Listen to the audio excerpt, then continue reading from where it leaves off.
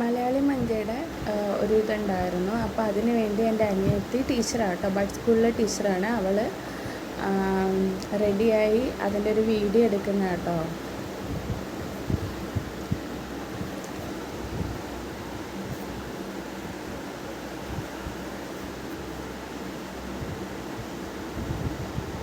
അവൾക്കാണ് first prize കിട്ടിയത്. ഇതിൽ ഈ വീഡിയോ അയച്ചു കൊടുത്തിട്ട് അപ്പോഴേക്കും എല്ലാവർക്കും കൂടെ ഒന്ന് ഷെയർ ചെയ്യണമെന്ന് തോന്നി.